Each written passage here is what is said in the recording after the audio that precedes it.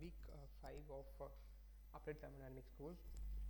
This week looking at Rankine cycle and Britten cycle. So first we look at Britten cycle. So before that I'll just give you a brief introduction of the Carnot cycle. So if you see Carnot cycle, you have 4 processes. One is an isentropic compression, then an isothermal compression or isothermal heat addition, then an isentropic expansion, and then you have an isothermal heat rejection. So these are the 4 processes for Carnot cycle, and Carnot cycle is a reversible cycle. So all the 4 processes are reversible processes. So for reversible cycle, if you see, you get efficiency, it comes out to be 1 minus TL by TH. This is true for other reversible cycles also, and it comes from the assumptions which you are making. On the reversible cycle, your clause inequality becomes 0, and substituting the first law and all, you ultimately end up with this expression of 1 minus TL by TH. And so this is the Carnot cycle. So if we put this Carnot cycle, so we have 4 processes in a TS diagram. So this is how this process looks. So initially we have 4 to 1 where the compression process happens. So is it done isentropically? So there is no entropy change, and then there is a heat addition, and then expansion, and then a heat rejection. So these are the 4 processes.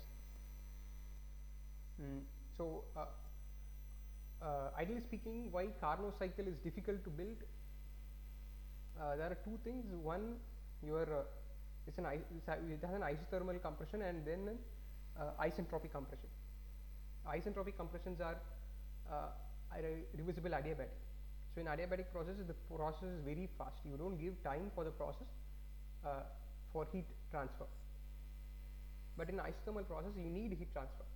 So these processes are very slow. So you have 2 very fast processes and 2 very slow processes. So that's why building this is difficult. So what we do is, this is how it looks in a Carnot cycle looks inside a 2-phase dome. So to run an heat engine, then we change this process.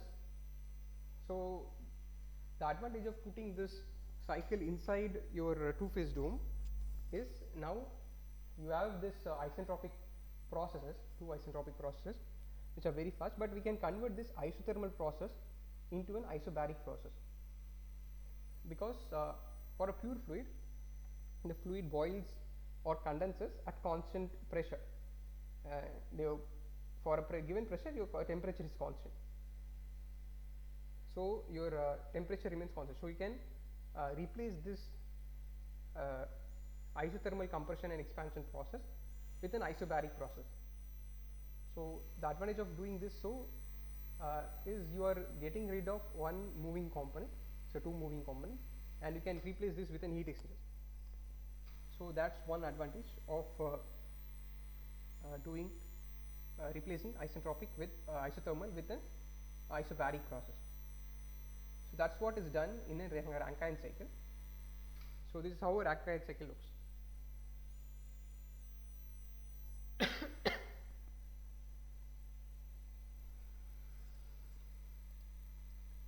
So if you see, this is how a Rankine cycle looks. We have the initial 4 processes. So same isentropic compression. So now this is happening in a liquid phase, and then heat addition. So during heat addition, from the subcooled liquid condition, the first liquid is heated to saturated liquid, then it undergoes phase change, and then it is superheated. It's fully converted into vapor, saturated vapor, and the vapor is superheated to state 3. And then there is isentropic expansion from 3 to 4s. So ideally we want it to be in a saturated vapor condition, and then you have heat rejection, where saturated vapor is converted into saturated liquid in an ideal case. but since the isentropic processes are not truly isentropic, your isentropic efficiency will be lower than 100% in a practical systems. So there will be entropy generation. So instead of 1 to 2s, we'll have 1 to 2 and 3 to 4. That's how the process looks, and this is your typical Rankine cycle. So why did we pull these two processes out? So if we see, these are in compression and expansion is happening inside a two-phase region. So we don't want, in a compression process, the liquid is not compressible. So you cannot compress liquid. So that can damage the compressor. Since we don't want that, so we are doing it as a in a liquid phase, a pure liquid, and we are replacing that with a pump. So we are pumping the fluid from 1 to 2s. So we are pulling this two-phase compression outside to 1 to 2s, and then similarly, when we have expansion in as a two-phase in a turbine, since the velocities, since the density of the liquid and vapors are different, you will have different velocities, and the liquid will also go and impinge on the turbines, and this all will create troubles. You don't want to have two-phase or a larger liquid in a turbine, which may destroy your turbine as well. So you don't want that. So you try to keep the amount of liquid at the exit of the turbine to a minimum, and you generally want it to be a fully vapor phase. So we try to keep it at saturated vapor, and since it's not isentropic, it's not fully isentropic, so we will essentially pull it to the right side, so 2 to 4. So that's the idea of taking the isentropic expansion and compression in the two-phase to a single phase region. So ultimately, this is how the cycle looks. So 1, 2, 3, 4. So this is how the process is. So each of the component is represented here. So you have a pump. Initially you are pumping the fluid to the boiler, where you are adding heat and you are producing steam, and then this steam is expanded in the turbine, and then it is cooled in a condenser, and this turbine is generating work, which is then used to run a generator also.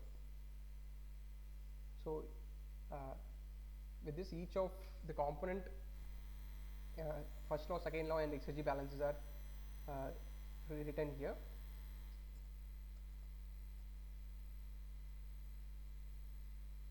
So your net heat addition, so Q in minus Q out, will be equal to your W out minus W in. So that's from the first law, and your efficiency will be your net work output divided by Q in. So W out minus W in by Q in, that is your efficiency of the Rankine cycle, and the back work ratio is your how much amount of work is getting utilized for compression.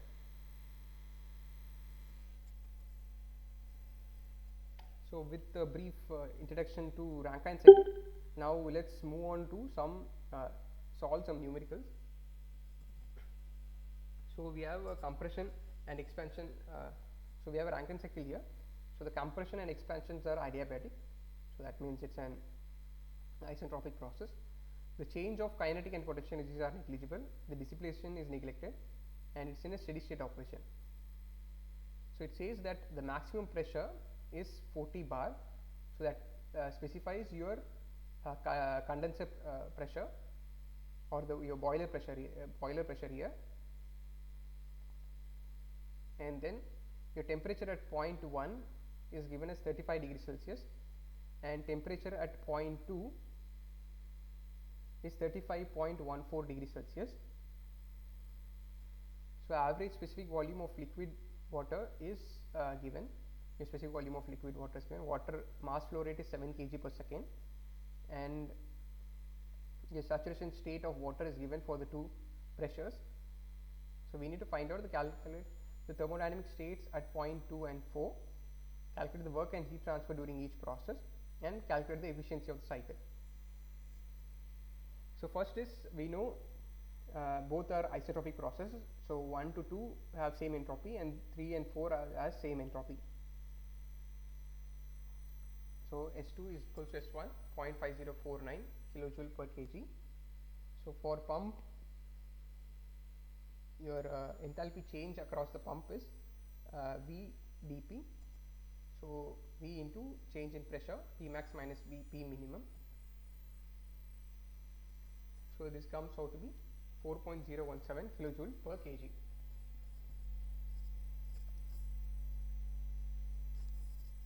So this, you can get it from the normal expression TdS equal to dH minus VdP.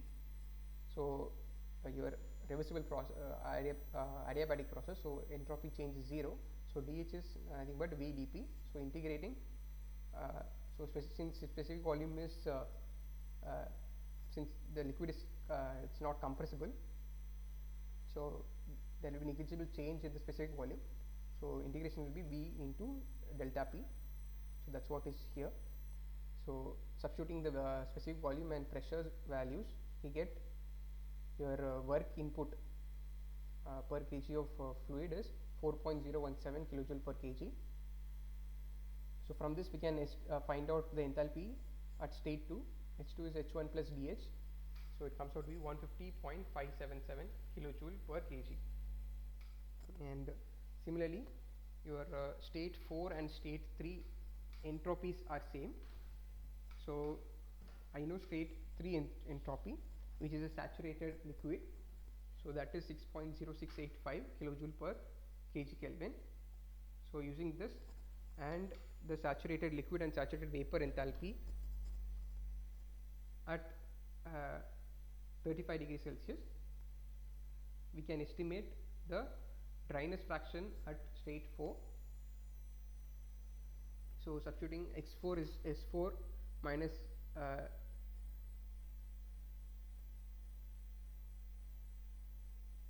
minus my liquid enthalpy divided by vapor entropy minus the saturated liquid entropy. So substituting the values, I get dryness fraction in state 4 as 0.709. So I can now estimate the enthalpy at state 4. Stage 4 is my liquid enthalpy plus my latent heat at 35 degrees Celsius into my dryness fraction. Substituting, I get 1861.02 kilojoule per kg. So that is enthalpy at state 4. So for each of the process, so process 1 to 2, it's compression, isotropic compression. So the pump work is M into H2 minus H1.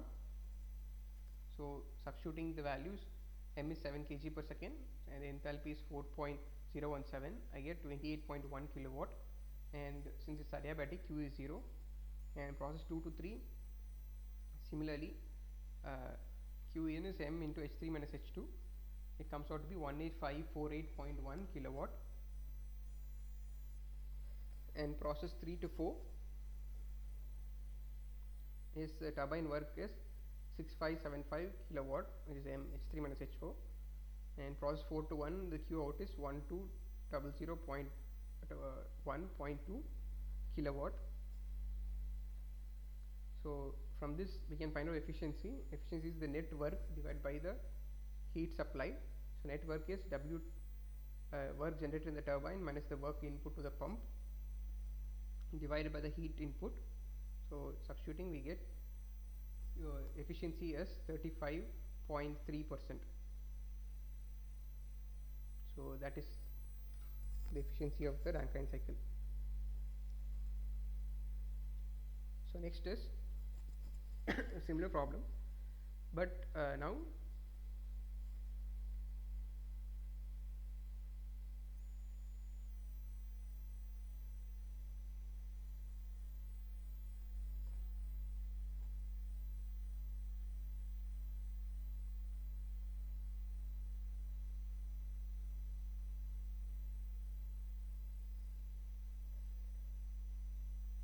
so we'll see how to solve this.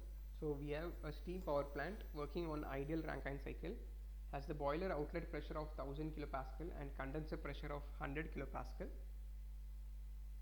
Find one turbine output, 2 pump work, heat input and cycle efficiency, and steam rate in kg per kilowatt hour, and moisture at the end of the turbine process. So for pressure of 1 bar, 1 megapascal, that is 10 bar, you have corresponding enthalpies. So your saturated vapor enthalpy is, which is 2778.1 kilojoule per kg, and similarly entropies are given.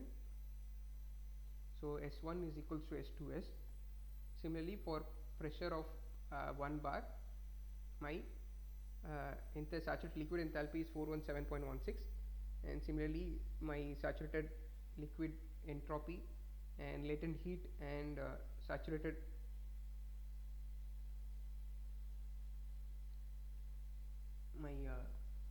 saturated liquid vapor minus liquid entropies is also given. So since I know entropy at state 2s, I can estimate the entropy. I can estimate the dryness fraction. So S2s is S3 plus X2s into SFG2. So substituting the values, I can find out the dryness fraction. So dryness fraction comes out to be 87.21%. So that is the what is been asked, the moisture at the end of the turbine process. So moisture will be 1 minus of this, 1 minus 0.8721 will give me the moisture. Similarly, now I can estimate H2S. So H2S is HF plus X2 into HFG.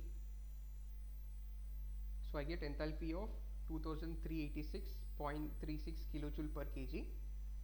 So work input to the pump now is H4S minus H3, which I can estimate using V delta P. So for that I will require my specific volume of the liquid, so which is equal to 0.001 meter cube per kg. So the pump work is integrated V dP, which is V delta P, comes out to be 0.9 kilojoule per kg.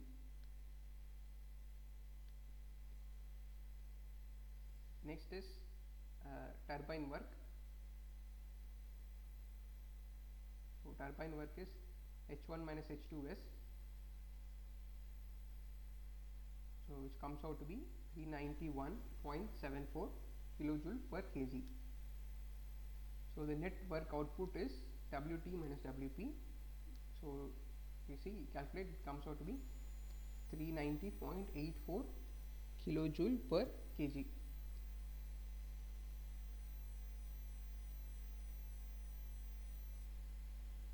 So since pump work we have found out, we can find out the enthalpy at state 4s. The enthalpy at state 4s is 418.1 kilojoule per kg. So heat input is H1 minus H4s. So that comes out to be 2360 kilojoule per kg. So the efficiency of the cycle is then net work output divided by heat input.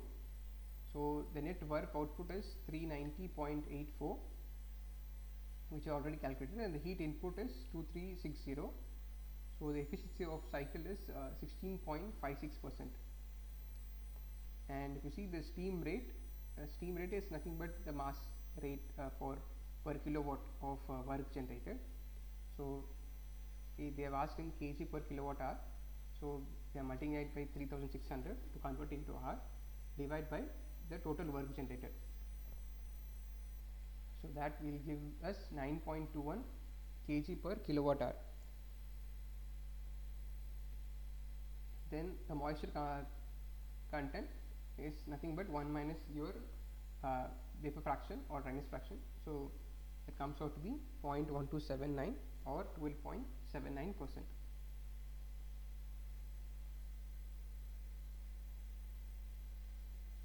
So next is the above example. If WP is considered negligible, calculate the cycle efficiency and steam flow rate. The turbine has an efficiency of 75%. Calculate the efficiency, moisture content and steam flow rate.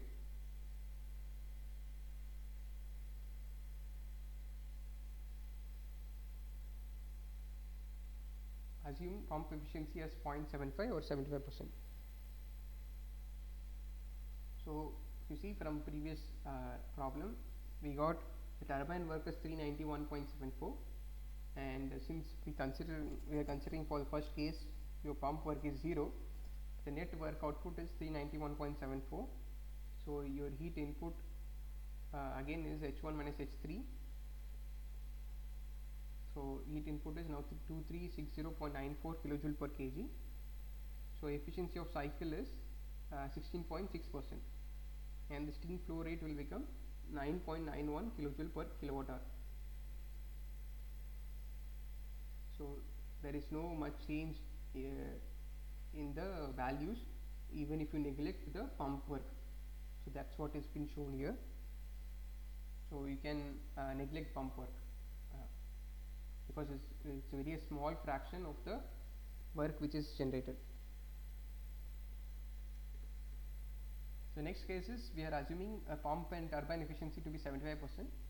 So if we do that, the turbine work will become, so we will get only 75% of the total work generated. So H1 minus H2 is efficiency into H1 minus H2 is, so 0.75 into 391.74 gives me 293.8 kilojoule per kg. So the work generated has come down from 391 to 293, so close to 98 kilojoule per kg of loss has been occurred because of efficiency or 75% efficient turbine. Then for pump, the input was 0.9 kilojoule per kg, and since the pump efficiency is 75%, so now we have to supply 0.9 by 0.75, so 1.2 kilojoule per kg of pump work. So if you see the net power output now comes out to be 292.6 kilojoule per kg. So in this case now the H4 is H3 plus pump work, so my enthalpy is 418.36 kilojoule per kg.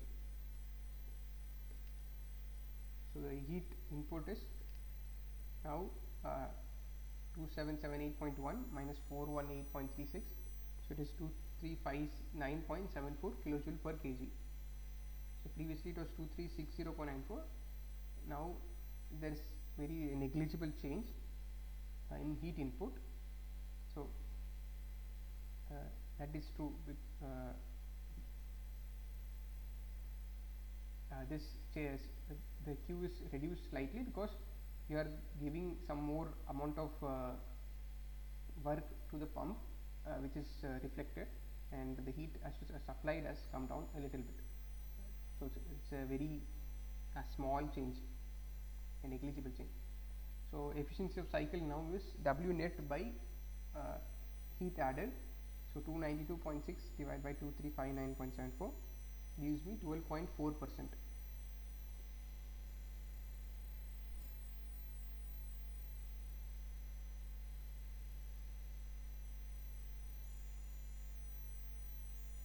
So H2 now from the turbine output enthalpy is, we can find out from the efficiency formula. So H1 minus efficiency of turbine into H1 minus H2 is, so H2 is 2484.3 kilojoule per kg.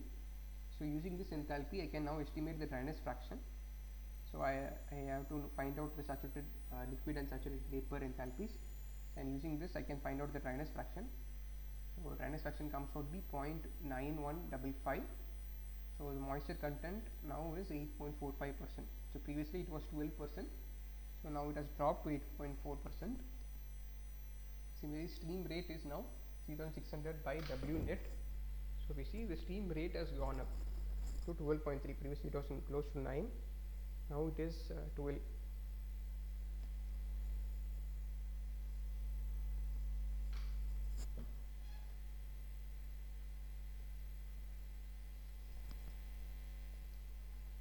So what the steam rate gives us, we need the bigger flow rate or bigger sized components.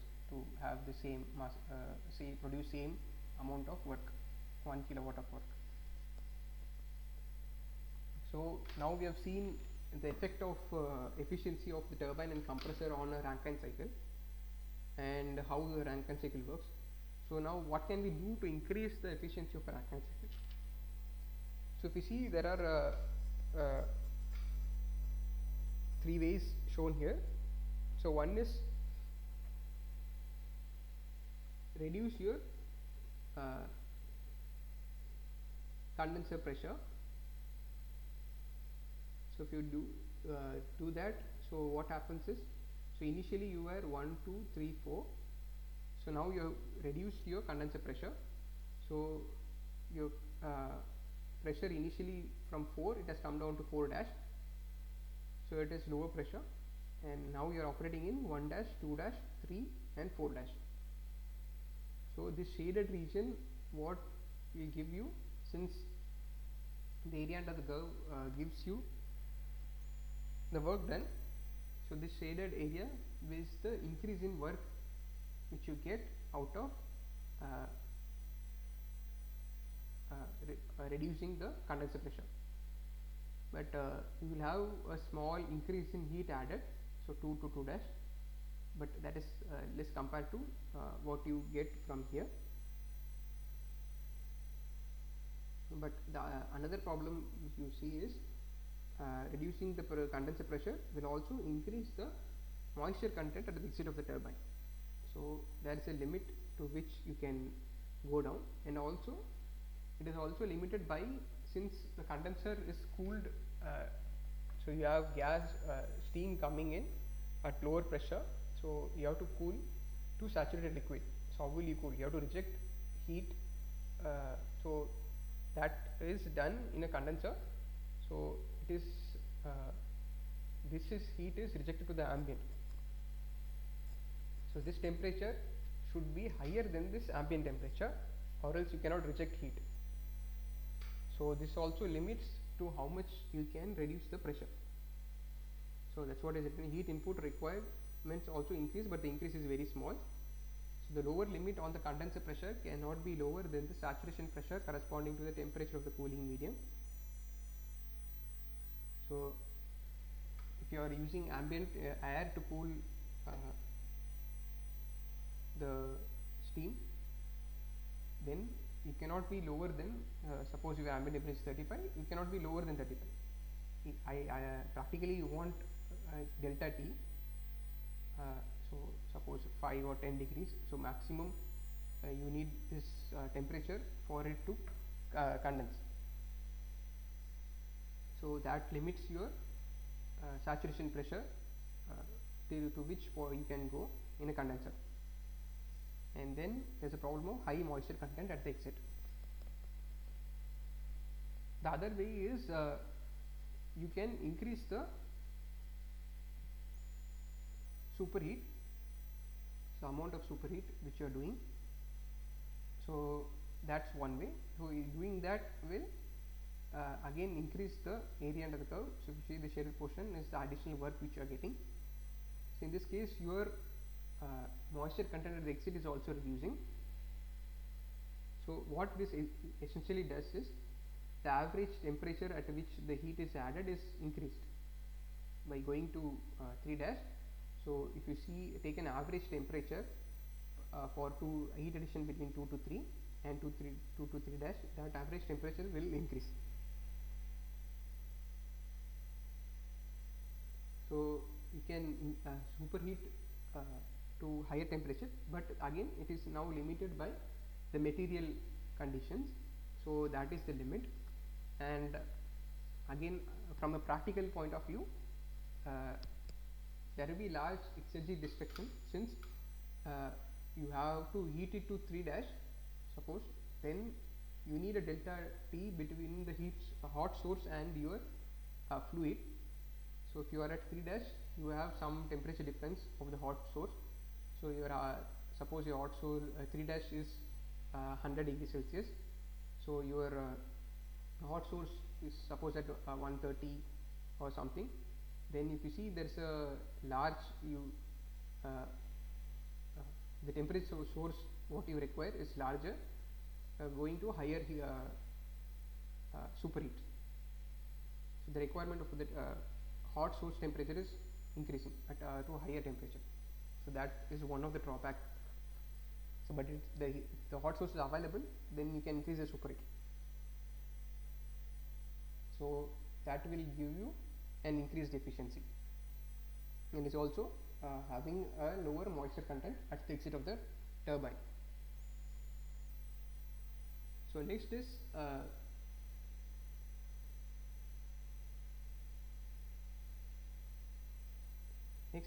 doing an increase your boiler pressure.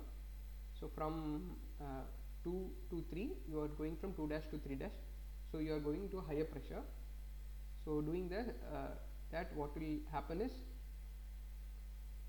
so this green portion is your increase in work done, and this red portion is your reduction in work done. And you see again your moisture content at the exit is turbine is more. So doing this also increases your average temperature at which heat is being transferred. So that's one point. And then this may not effectively increase your efficiency, but it depends upon the balance between these two, the green and the shaded orange portion.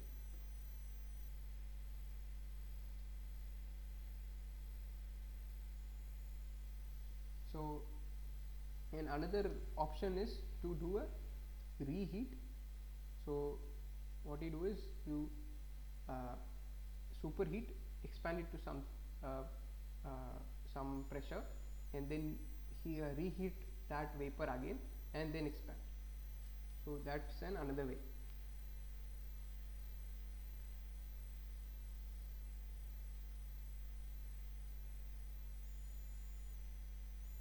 So we'll see some problems on this.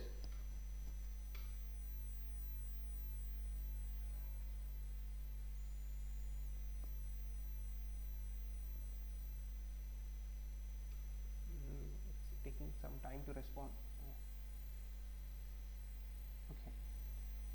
So the first problem is, consider a steam power plant operating on the ideal Rankine cycle. So steam enters the turbine at 3 megapascal and 350 degrees Celsius and is condensed in a condenser at a pressure of 10 kilopascal. So determine the thermal efficiency of this plant. The thermal efficiency if steam is superheated to 600 degrees Celsius instead of 350 degrees Celsius, and see the thermal efficiency if the boiler pressure is raised to 15 megapascal while the turbine inlet temperature is maintained at 600 degrees Celsius. So we have three cases. So one is your normal Rankine cycle operating between 3 megapascal and 110 kilopascal, and your superheated it to 350 degrees Celsius. Second case is, instead of 350 you are now superheating it to 600 degrees Celsius. Then you are increasing your boiler pressure from 3 megapascal to 15 megapascal.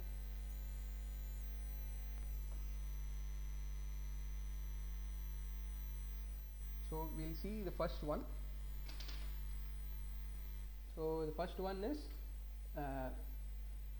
pressure of the condenser is 10 kilopascal. So the corresponding saturated liquid enthalpy and specific volumes is given. So liquid enthalpy is 191.81 kilojoule per kg and specific volume is 0.00101 meter cube per kg. At state 2, my pressure is 3 megapascal. So entropy at 1 and entropy at 2 is same. So my pump work is specific volume into change in pressure. So this comes out to be 3.02 kilojoule per kg. So the enthalpy at state 2 now is H1 plus your work input to the pump. That comes out to be 191.81 plus 3.02, which is 194.83 kilojoule per kg. So at state 3,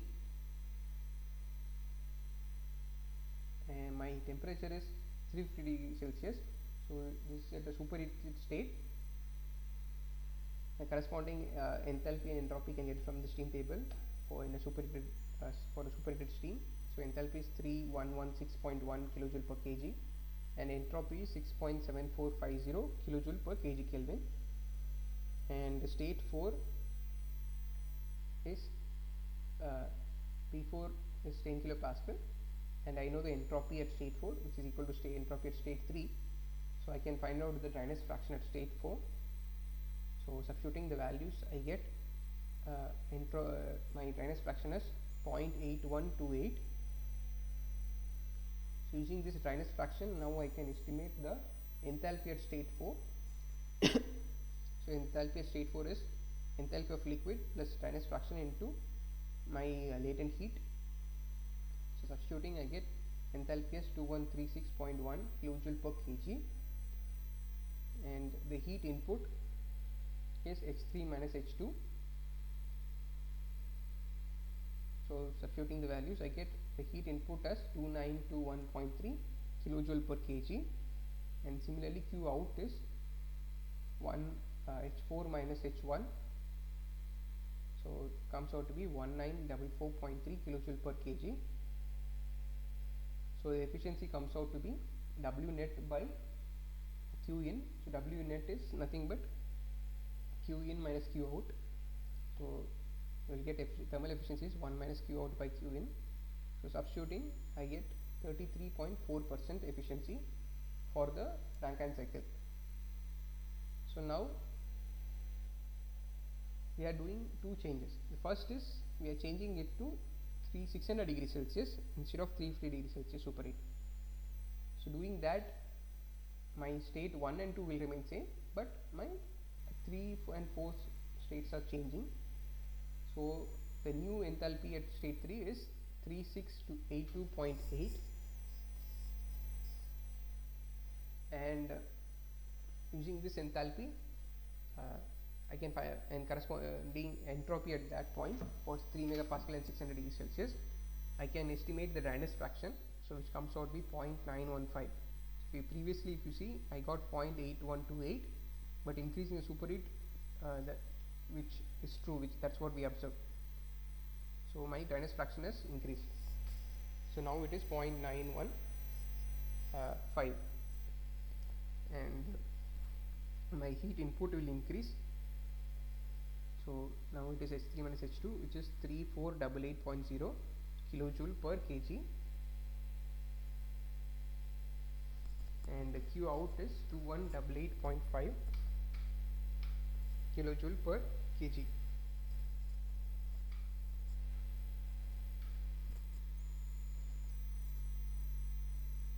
So my thermal efficiency now is 1 minus Q out by Q in. It becomes 37.3%. So if you see, thermal efficiency has increased from 33.4% to 37.3% because of superheating it from 350 degrees Celsius to 600 degrees Celsius. But also, even more is my dryness fraction change. So there is a 10% change. So my moisture content, if you see, it has reduced from 18.7% to 8.5%. So that's a greater advantage here.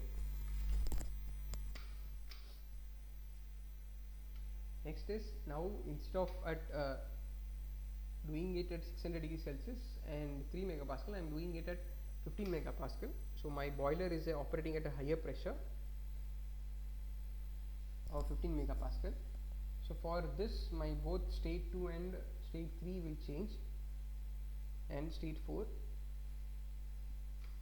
So my new enthalpy at state 2, using the similar calculation, finding out work input V dA delta P, and finding out enthalpy at state 2, it becomes 206.95 kilojoule per kg, and enthalpy at state 3 for 15 megapascal and 600 degrees Celsius is 3583.1 kilojoule per kg. And using this entropy at state 3, I can estimate the dryness fraction. If you see, the dryness fraction comes comes out to be 0.804, which is lower than what we observed previously, so 91%. So increasing boiler pressure, that's what we said, increasing boiler pressure will increase the moisture content at exit of the turbine, and that's what we are observing here. And using this dryness fraction, now I can estimate the enthalpy. So enthalpy is 2115.3 kilojoule per kg. So now the heat input is H3 minus H2, so comes out to be 3376.2 kilojoule per kg, and the heat rejected is H4 minus H1, so which is 1923.5 kilojoule per kg. So the thermal efficiency now is 1 minus Q in by Q out. So substituting the values, I get thermal efficiency of 43%. So my efficiency has increased from 37.3% to 43%, but at a cost of moisture content at the exit, so which has increased from 8.5% to 19.6%.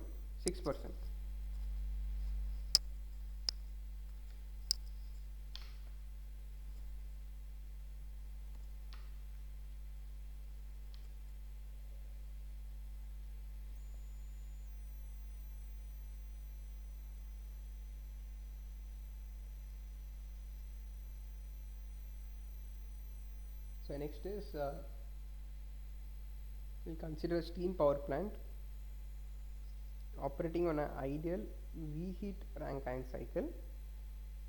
So steam enters the high pressure turbine at 15 megapascal and 600 degrees Celsius and is condensed in the condenser at a pressure of 10 kilopascal. So the moisture content of the steam at the exit of the low pressure turbine is not to exceed 10.4%. Determine the pressure at which the steam should be reheated, and B, the thermal efficiency of the cycle. Assume the steam is reheated to the inlet temperature of the high pressure turbine. So now is, instead of going with a normal Rankine cycle, we are doing a reheat. So doing a reheat, what will happen is we are doing it twice, expanding it twice. So we are expanding it first in the high pressure turbine. We call it high pressure because your inlet is at the highest pressure, and then expanding to some intermediate pressure, then you heat it again, and then expand in the second stage, which is the low pressure turbine, to the condenser pressure. So now your expansion happens in 2 stages. So for doing that, we need to find out at what pressure can I what can be the intermediate pressure. That's what I have to find out to make sure that I don't exceed 10.4% of moisture content.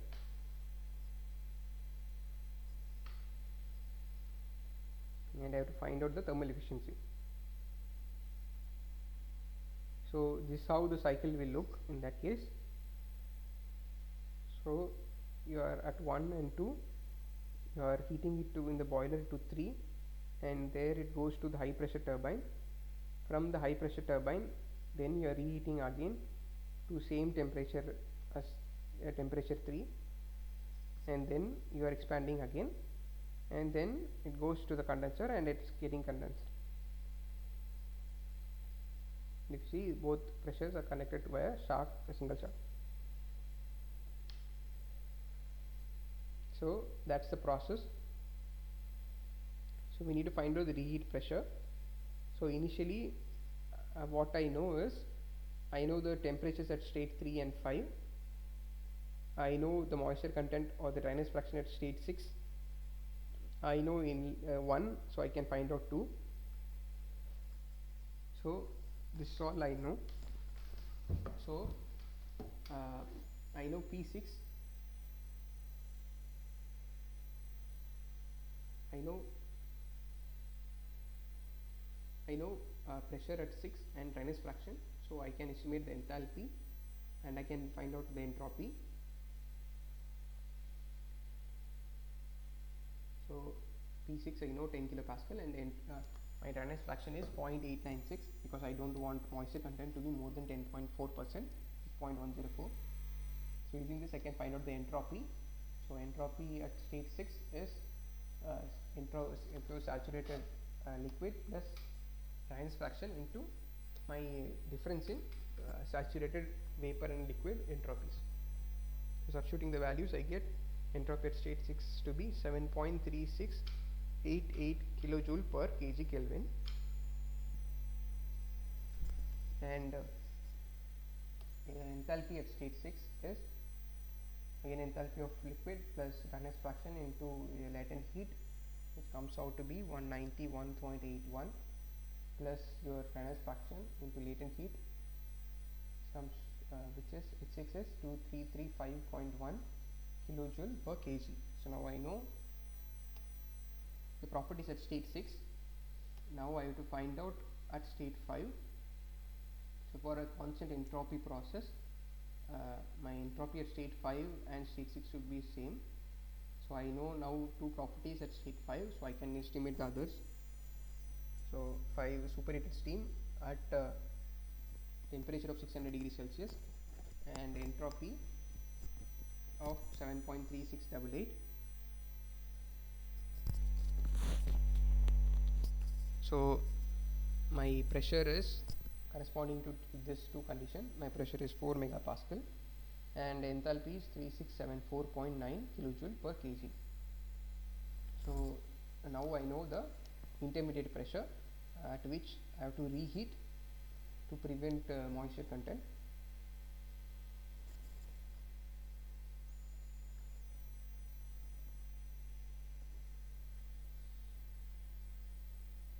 So now I have to find out the thermal efficiency. To find out thermal efficiency, again I have to find out all the enthalpy values. So I know enthalpy at state 6 and I know enthalpy at state 5.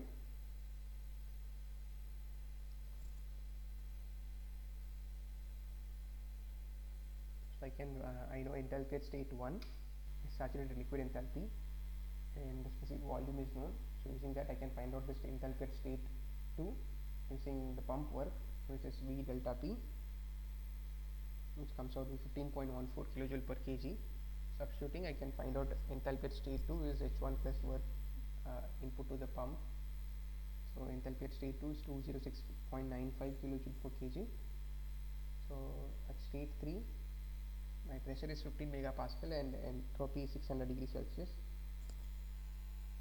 So the enthalpy at state 3 is 3583.1 kilojoule per kg and entropy 6.6796. At state 4, my pressure is 4 megapascal and entropy same as entropy at state 3. So using that I will find out the enthalpy at state 4 comes out to 3155 kilojoule per kg, and my temperature corresponding to this condition is 375.5 degrees Celsius. So now I have estimated all the enthalpy values at each of the state points.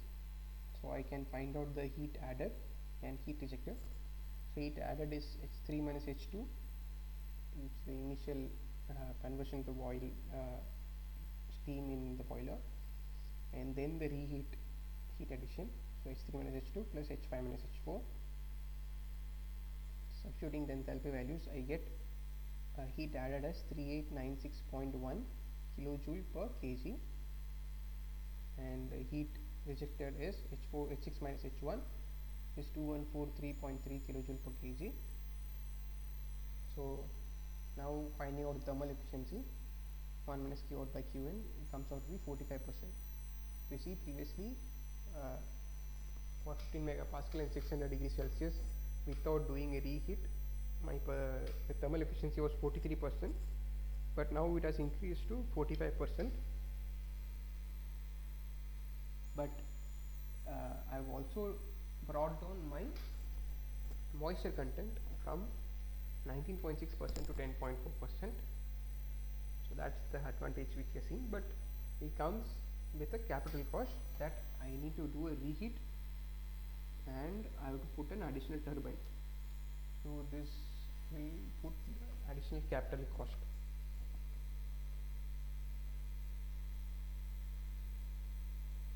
But if the turbine may fail at 19.6%, so it's better to put a second turbine to reduce it to 10.4%.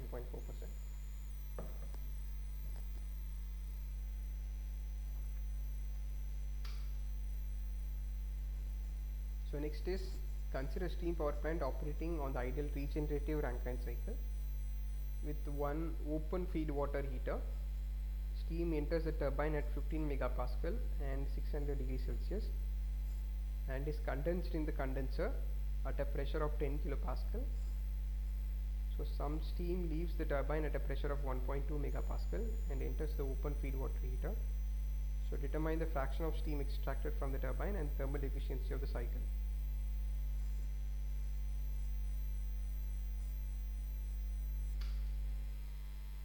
So now we are doing a regenerative Rankine cycle.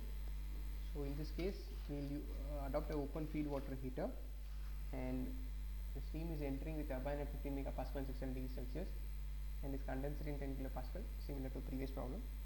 So some steam leaves the turbine at a pressure of 1.2 megapascal.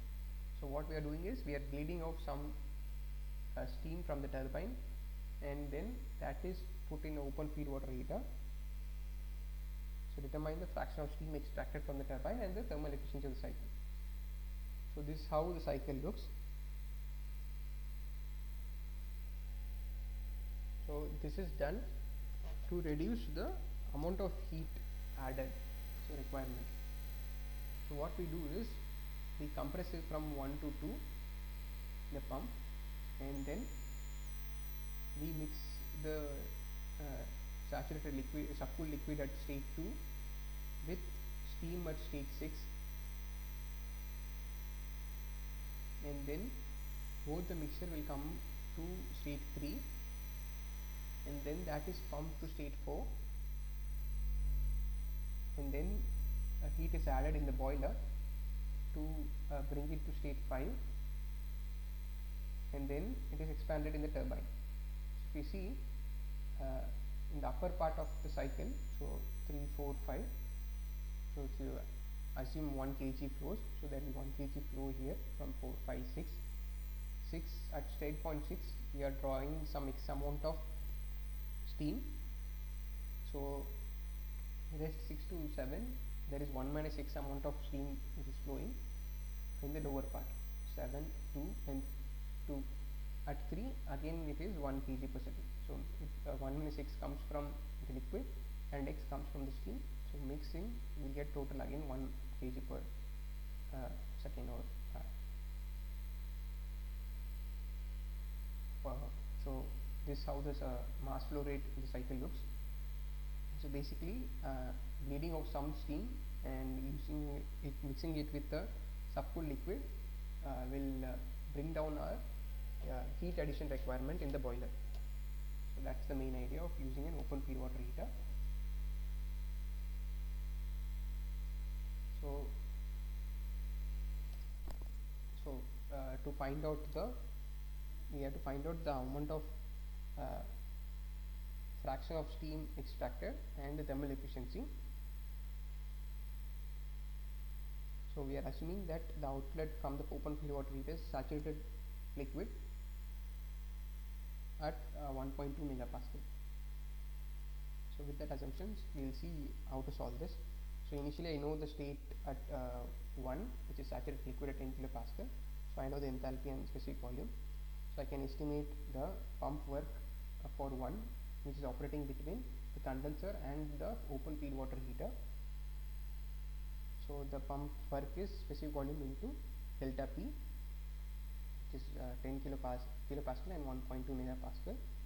So it comes out to be 1.2 kilojoule per kg. Then the enthalpy at state 2 is H1 plus pump work, which comes out to be 193.01 kilojoule per kg, and state 3 is my open feed water heater out. So P3 is 1.2 megapascal and saturated liquid. So specific volume there is 0.001138 meter cube per kg, and enthalpy at state 3 is 798.33 kilojoule per kg.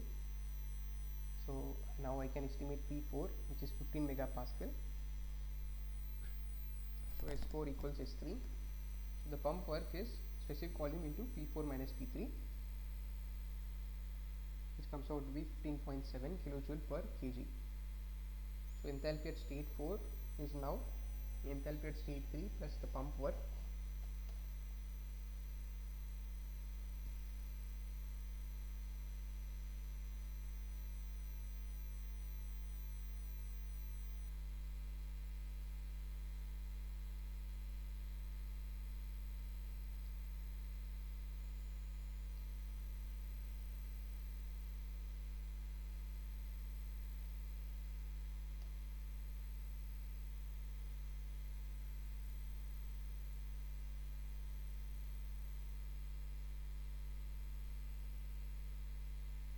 So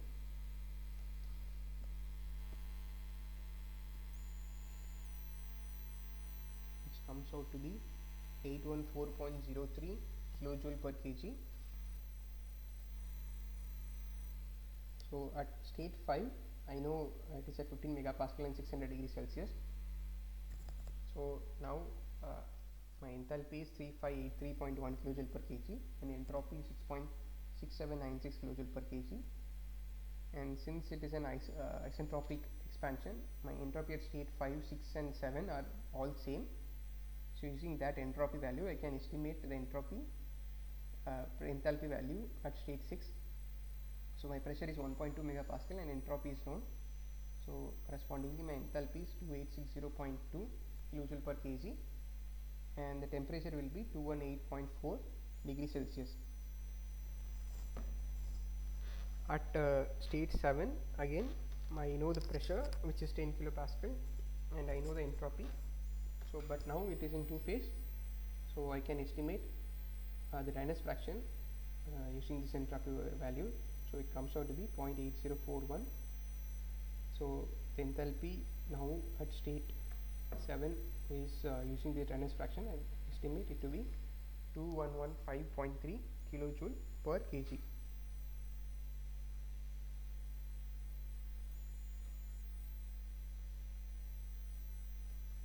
So you see, I know now all the entropy and enthalpy values. So the energy coming in is what is going out for a feed water heater, open feed water heater. So the energy coming in is the bleed of steam at state 6 into the fraction of steam which is extracted plus 1 minus of Y, which is the liquid which is coming pump from the condenser, into enthalpy of the liquid at state 2 into 1 into S3 is a saturated liquid at 1.2 megapascal. So I know all the enthalpy values, so the only unknown is Y. So rearranging it, I get Y is H3 minus H2 divided by H6 minus H2. So substituting the enthalpy values, I get Y is 0.2270. So that is the fraction of steam which is bleed off from the turbine at 1.2 megapascal. So now I can estimate the heat added and the heat rejected. So the heat added is H5 minus H4. So it comes out to be 2769.1 kilojoule per kg, and Q out is 1486.9 kilojoule per kg, which is 1 minus Y into H7 minus H1, because that's what is going into the condenser, 1 minus Y. So the thermal efficiency now is 46.3%. So comparison to the result with previous problem, so instead of doing a reheat, adopting a open feed water heater also has increased my thermal efficiency from 43.3% to 46.3%, but there is no change in moisture content.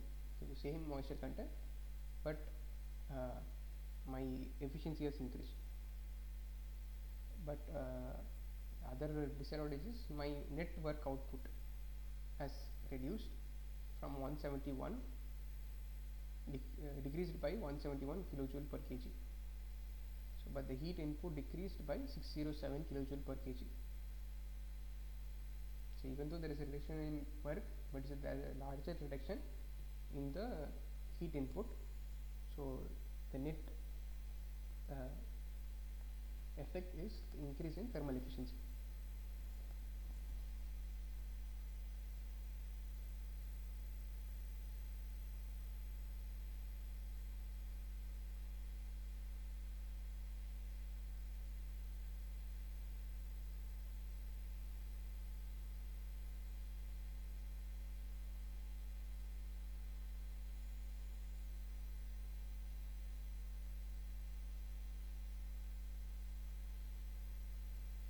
So, next is a steam power plant operates on an ideal regenerative Rankine cycle.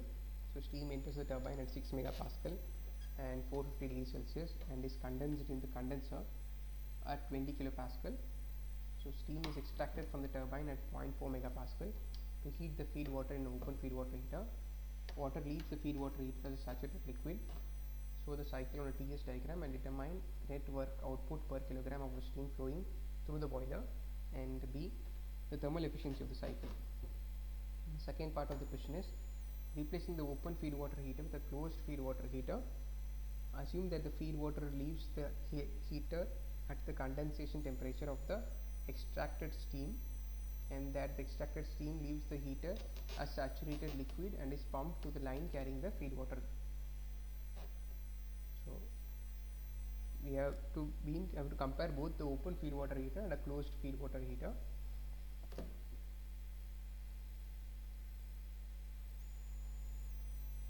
So, in a closed feed water heater, there is no mixing of the fluid,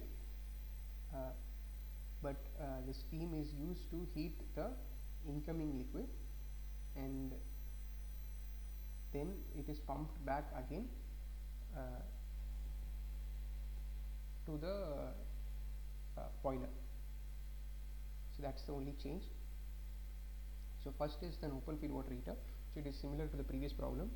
So, I have to estimate all the enthalpies. So, I know H1 value, so enthalpy 251.42 at 20 kilopascal, and similarly the specific volume is known. So, I can estimate the work input from 1 to 2, which is 0.39 kilojoule per kg, and enthalpy at state 2 I can find out now, H1 plus the work input to the pump 1. So, it is 251.81 kilojoule per kg. My intermediate pressure is where I am leading up steam is at 0.4 megapascal. So, at this point my saturated liquid temperature enthalpy is 604.66 kilojoule per kg, and specific volume at that point is 0.001084 meter cube per kg. So, now I can estimate the work done in the pump from 3 to 4. So, V3 into P4 minus P3 is just 6.07 kilojoule per kg. So, enthalpy at state 4 is enthalpy at state 3 plus the pump work, which comes out to be 610.73 kilojoule per kg. So, P5 is 6 megapascal and P5 is 450 degrees Celsius. So, I can estimate the enthalpy at state 5, which is 3302.9 kilojoule per kg, and I know the entropy 6.7219 kilojoule per kg. So, 5, 6 and 7 has equal entropy since it is an isentropic expansion. So, using that entropy and the pressure 0.4 megapascal, I can estimate my enthalpy at state 6. So, corresponding entropy values will be lower than the saturated vapor entropy corresponding to 0.4 megapascal. So, it will be in two phase. So, I can find out the dryness fraction now. So, estimating the dryness fraction, it will come out to be 0.9661. So, substituting in the enthalpy, I can estimate the enthalpy at state 6. It comes out to be 2665.7 kilojoule per kg. Again, expanding from 6 to 7, I will have same entropies. I can estimate the dryness fraction here at state 7. Similarly, it comes out to be 0.8325, and the enthalpy comes out to be 2214. So, So now I know all the enthalpy values, so I can put an energy balance across the open feed water heater to estimate the fraction of mass which is bleed off from the turbine. So I get y into h6 plus 1 minus y into h2 is h3. So the mass steam fraction of steam extracted from the turbine will be h3 minus h2 by h6 minus h2. This comes out to be 0.1462 or 14.6%. So now the Q in is h5 minus h4, so it comes out to be 2692.2 kilojoule per kg, and Q out is 1 minus y into h7 minus h1, which comes out to be 1675.7 kilojoule per kg. So the net work is Q in minus Q out is 1016.5 kilojoule per kg. So that is the net work which is produced, and the thermal efficiency is 1 minus Q out by Q in. So substituting, I get 37.8%. So that is the thermal efficiency and the net work. So now replacing the open feed water heater with a closed feed water heater. So my enthalpy at state 2 is now it is operating between 6 megapascal and 20 kilopascal. So previously that pump was operating between 20 kilopascal and 0.4 megapascal, but now we are pumping it from 20 kilopascal and to directly at 6 megapascal. So the pump work is now at 6.08 kilojoule per kg. So the enthalpy at state 2 is 257.5 kilojoule per kg. Similarly, I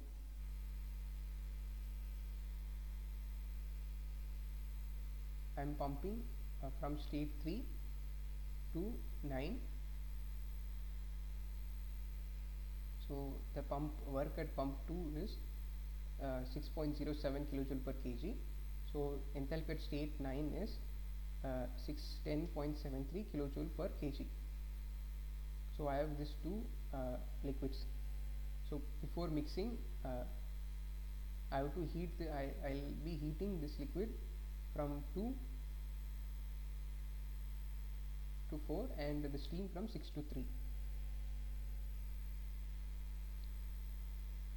So H8 will be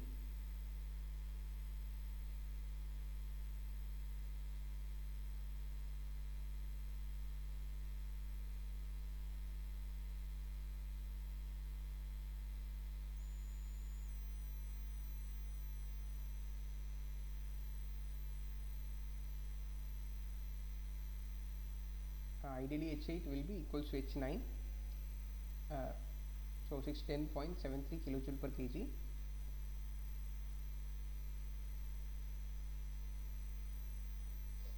So in an ideal closed feed water heater, what will happen is since I don't want any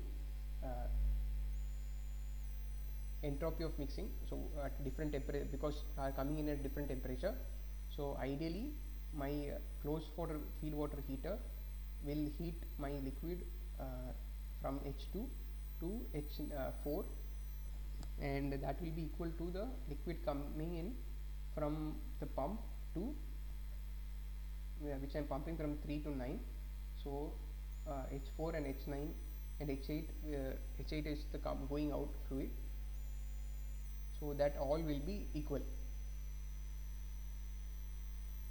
So ideally that's the case. So H4, H5, H9 and H8 will be equal. So and that is 610.73 kilojoule per kg.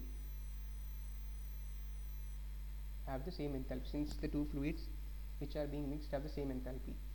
So at P5 now I can similarly estimate the enthalpies and entropies, so it will be same as the previous case. 0.961 and 0.8325. So it's same. 5, 6 and 7 will all be same as the previous case. So applying an energy balance across a feed water heater, so mass coming in, so m dot 2 into H8 minus H2. So I am heating it, liquid is getting heated from 8 to 2, and my steam which is coming in is getting cooled from 6 to 3. It's getting cooled from 6 to 3. So m dot 2 is 1 minus y and n dot 6 is y. So we divide it by the total mass. So converting it and rearranging in terms of the fraction of steam extracted, I'll get H8 minus H2 by H6 minus H3 plus H8 minus H2. So I get the steam extracted as 0.1463, 14.63. So which is close to what I got in the open feed water heater. So Q in heat in is 2692.2 kilojoule per kg and heat rejected is 1675.4 kilojoule per kg, but my net work output is 1016.8 kilojoule per kg, which is same as here 1616.5 and slightly more, and thermal efficiency is 37.8%. Previously also I got the same.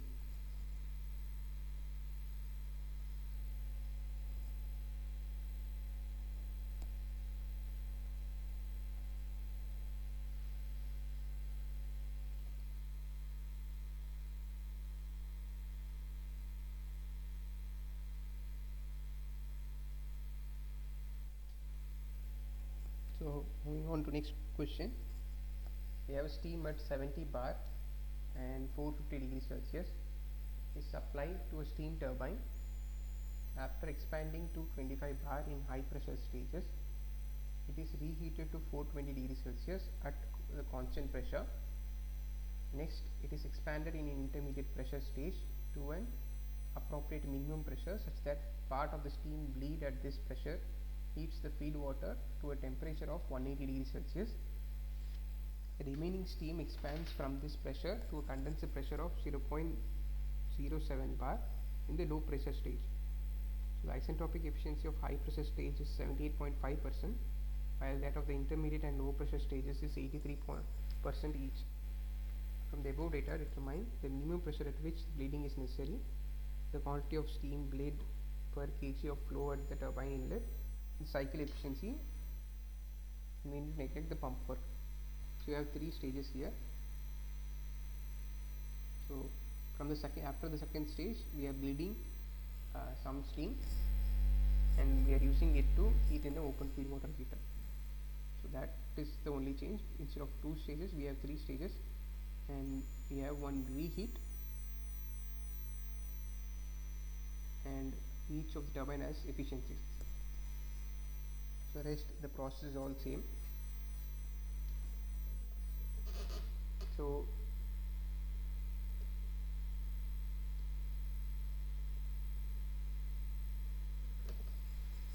this is how the process looks. So 6 to 7 we are first pumping in, and then 7 to 8 it's getting heated in the open feed water heater by mixing it with state 4, and then we are pumping it again to 70 bar and then heating it, and the expansion process happens. So from chart we know H1 and 3285 kilojoule per kg, and similarly H2 will be 2980 kilojoule per kg.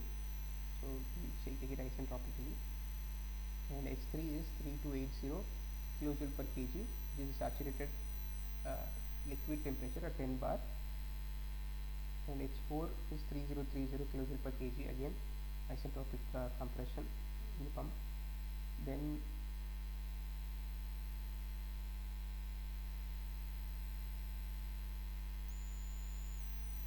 H3 minus H4 dash is H3 minus H4. So this is at 25 bar and 420 degrees Celsius. So I can estimate H3 minus H4 dash is 207.5 kilojoule per kg. That is the work generated in the intermediate stage turbine. So I can estimate H4 dash now, which is 3072.5 kilojoule per kg, and similarly H5 is 2210 kilojoule per kg. So H4 dash is known, H5 is known. You can estimate H5 dash from the turbine efficiency of 83%. H5 dash H4 dash minus H5 dash is 715.9 kilojoule per kg. That is the work generated in the low pressure turbine. And then H5 dash is H4 dash minus the work generated, so comes out to be 2356.6 kilojoule per kg. So from steam table, my HF enthalpy at stage 6 and 8 is 163.4 and 762.6 kilojoule per kg. So H1 minus H2 dash is 0.785 into H1 minus H2. So 0.785 is the high pressure turbine efficiency. From here I can find out enthalpy at state 1, state 2 dash comes out to be 3045.6 kilojoule per kg. So now we need to find out the quantity of steam which is taken out, so that we can do it from energy balance across the feed water heater. So we get the mass fraction extracted is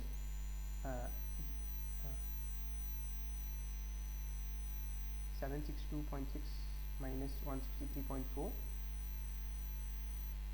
which is HF8 minus HF6 divided by H4 dash minus HF6.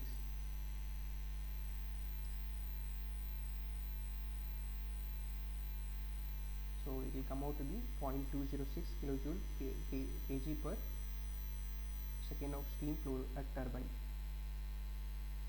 So the efficiency of the cycle is now the work done divided by heat supply. So work done will be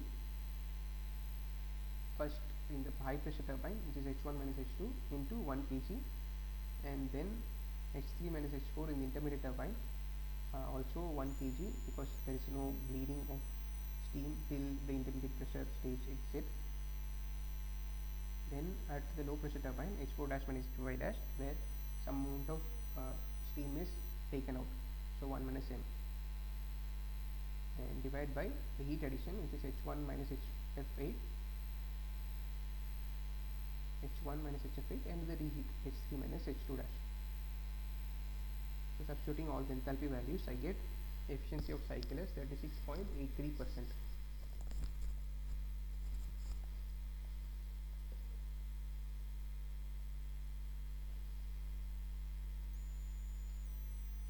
So with that I have finished Rankine cycle. Next we'll move on to a Brayton cycle. So if you see, Rankine cycle and Brayton cycle are similar. The only change is the process all are same. We have isentropic compression, isobaric heat addition, isentropic expansion, and isobaric heat rejection. But instead of operating in a two-phase region, we are operating at a gas phase. So all 4 phases are in a gas phase. So this 1, 2, 3, 4 is now converted into this ABCD process. So moving it out of two-phase region. So now these two are the isobars. So from A to B there is isentropic compression, then B to C we are doing an isobaric heat addition, then C to D we are doing isentropic expansion, and then D to A again isobaric heat rejection. But in a Brayton cycle generally this heat addition is not done, it will be mostly an open type cycle, where at D we are leaving it with ambient. So that is like kind of doing is an heat rejection. So that's what the process. So that's what reversible adiabatic compression, which is isentropic compression, then constant pressure, and isentropic expansion, and constant pressure heat rejection. So the same four processes as in Rankine cycle, we are doing it in a Brayton cycle. So this is how it looks in a PV diagram and in a TS diagram. So constant pressure and 2 isentropic compression. So the cycle efficiency for the Brayton cycle is 1 minus 1 by pressure ratio raised by gamma minus 1 by gamma.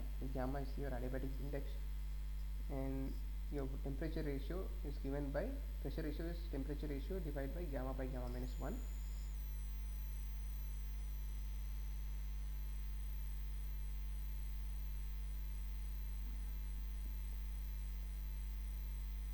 is how it looks in a PV diagram and in a TS diagram. So with respect to pressure ratio, my net work generated will also go through a peak here. So if you see thermal efficiency, plot thermal efficiency with respect to pressure ratio, my increase in pressure ratio will reduce this reciprocal term 1 by pressure ratio. As my pressure ratio increases, this negative term will reduce, and my efficiency will increase. So increasing the pressure ratio will increase my thermal efficiency, but increasing the pressure ratio will also increase my maximum temperature, which I will experience in the cycle. So that will limit my pressure ratio to which I can go. So that is limited by maximum temperature, and also for given that conditions, maximum temperature, if I go with higher pressure ratio, this is how my cycle looks. So initially at lower pressure ratio it will be 1 2 dash 1 2 dash 3 dash 4 dash, and as I increase my pressure ratio, it will go to 1 2 double dash 3 double dash and 4 double dash, and increasing it further it will go to 1 2 3 4.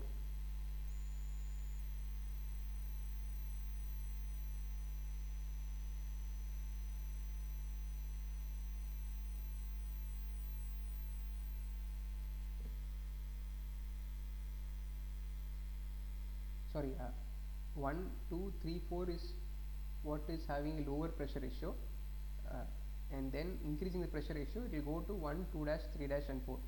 You see, increasing that pressure ratio, my heat addition is also getting reduced, and the cycle is kind of diminishing. So 2 dash 3 dash is reducing because it is limited by the maximum temperature.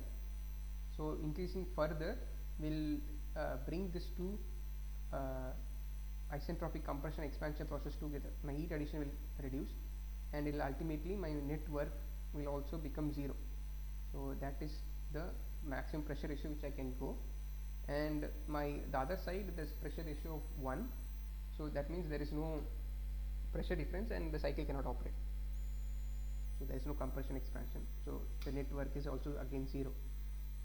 So from here, so I go through a peak. So you see, initially I am having 1 2 3 4. So the area under the curve here is smaller compared to 1 2 double dash 3 double dash and 4 double dash. So that area under the curve, so for an optimum pressure ratio I have this maximum area under the curve, so which is the maximum work out, and then again it reduces. So that's what is shown.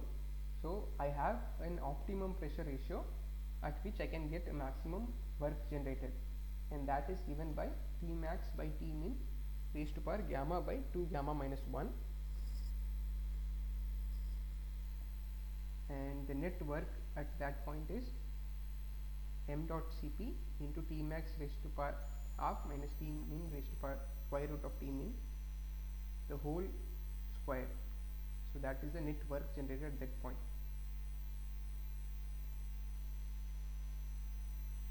So with that we'll see some numerical on Brayton cycle, a simple Brayton cycle. So a gas turbine power plant operating on an ideal Brayton cycle has a pressure ratio of 8. The gas temperature is 300 Kelvin at the compressor inlet and 1300 Kelvin at the temperature inlet at the turbine inlet. Utilizing the air standard assumption, determine the gas temperature at the exit of the compressor and the turbine, the back work ratio and the thermal efficiency. So what is given is, we have pressure ratio of 8. I know the minimum and maximum temperature, which is T1 is 300 and T3 is 1300. We need to find out the exit temperature, so the temperature at state 2 and 4, and we need to find out the thermal efficiency and the back work ratio. So the air temperature of the compressor and turbine exit can be determined using an isentropic relation. So T1 is known, and my reduced pressure for the gas is 1.386, and so PR2 by PR1 is same as the pressure ratio. So PR2 is 11.09, so the corresponding to that T2 is 540 Kelvin. So enthalpy at this point is 544.35 kilojoule per kg. So similarly, process 3-4, I'll get temperature T4 as 770 Kelvin, or we can do an isentropic compression.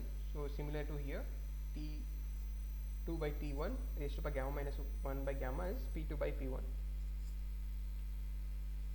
We can estimate the temperature, and back work ratio is H2 minus H1, or if we assume that Cp is constant, we can use MCP T2 minus T1. So compressor work is 244.16 kilojoule per kg, and turbine work is H3 minus H4, which comes out to be 606.6 kilojoule per kg. So those are the turbine work and compressor work. So if you see in the Rankine cycle, my pump work will be very small because my specific volume of liquid is very small compared to gas. So I have to do much more work in compressing a gas compared to liquid, pumping a liquid. So this is what I get. So the back work ratio is compressor work in divided by the turbine work out, so which gives me 0.403. So this says that I have to spend 40% of the work which I am generating in the compressor. So next is to find out thermal efficiency. The heat input is H3 minus H2, which is 851.62 kilojoule per kg, and the net work output is 362.4. So my thermal efficiency will become 42.6%.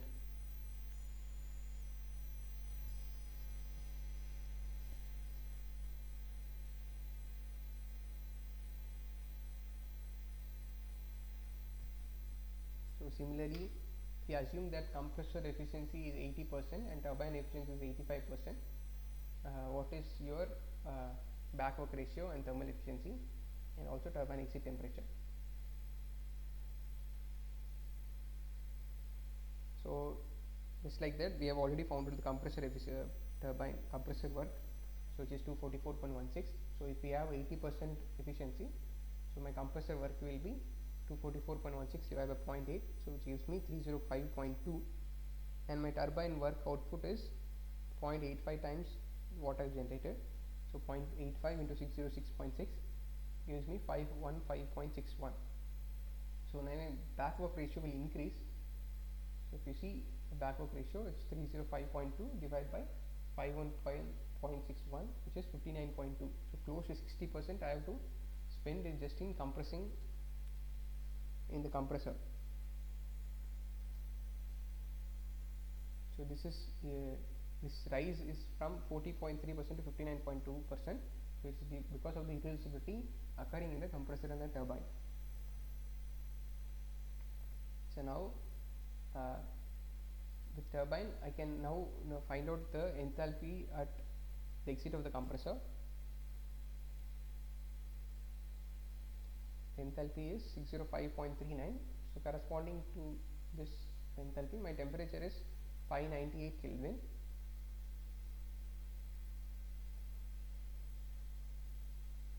and because I know the pressures,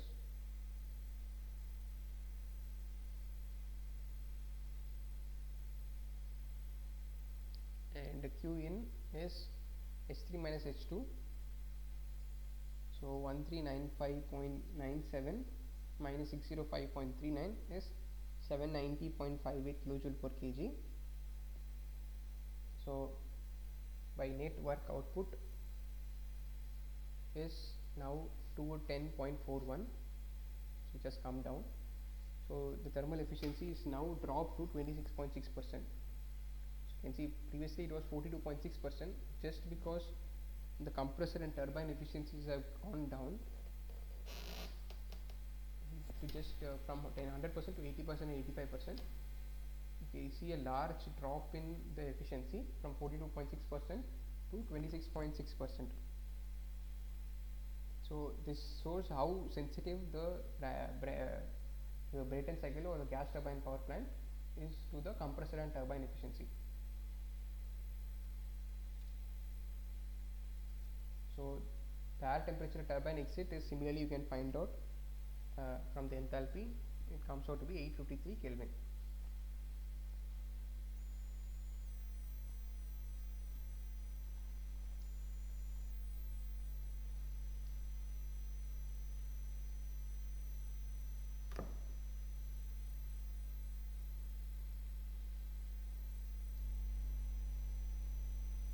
So with that, I have finished what I have prepared for today. So we have covered Rankine cycle. So initially we saw a simple Rankine cycle. So we started with the Carnot cycle and see how Carnot cycle, Rankine cycle differs from Carnot cycle.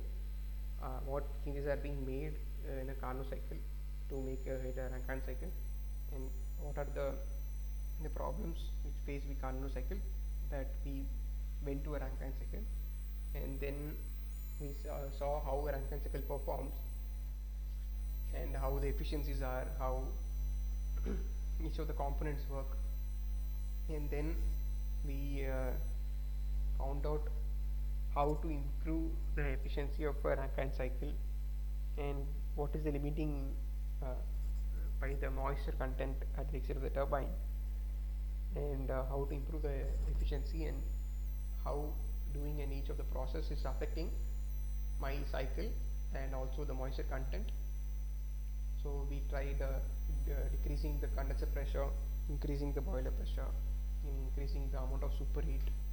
So that was the initial idea, and we also see how with the problem how my efficiency is varying, efficiency is increasing, but it is affecting my also my moisture content, and how we are finding a balance. And then we went again ahead with reheating. So and then we compared with the problem how reheating is helping, and then we tried using an open feed water heater and a closed feed water heater. Both feed water heaters have the same effect of increasing the efficiency.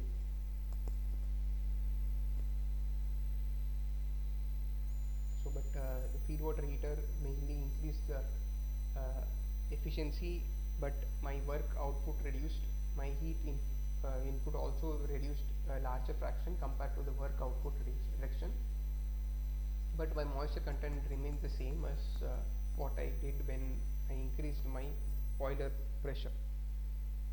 So open feed water heater gave a larger reduction in the heat which has to be supplied, so that also brings down my boiler sizes and so on. And then what we saw is Rankine cycle was finished. We tried how the efficiency affects everything, and then we moved to a Brayton cycle, and we saw how Brayton cycle is similar to a Rankine cycle. So the processes are all same. It's just that we don't operate in a two-phase region but in a single-phase region. And how the simple Brayton cycle performs. So we have a compressor. The compressor is generally coupled to a turbine, and then we compressing it, we have a combustion chamber generally, and there we put fuel and ignite it, and it says a heat addition process, and then you are expanding it in a turbine, and then you are leaving it to the exhaust. That's how an open Brayton cycle looks. It's also called a gas turbine cycle. So then this turbine is the work generated is part of it is utilized in driving the compressor. Generally both compressor and turbine will be coupled, and then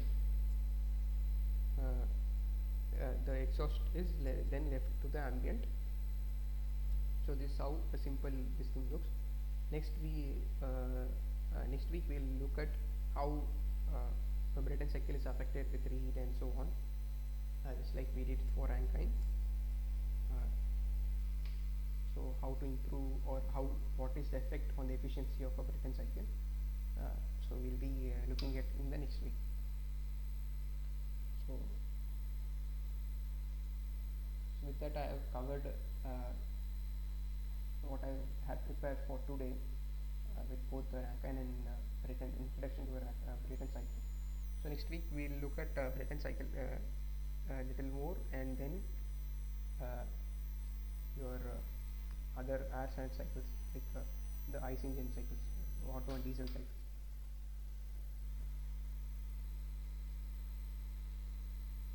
So with that, I'll close the session for today.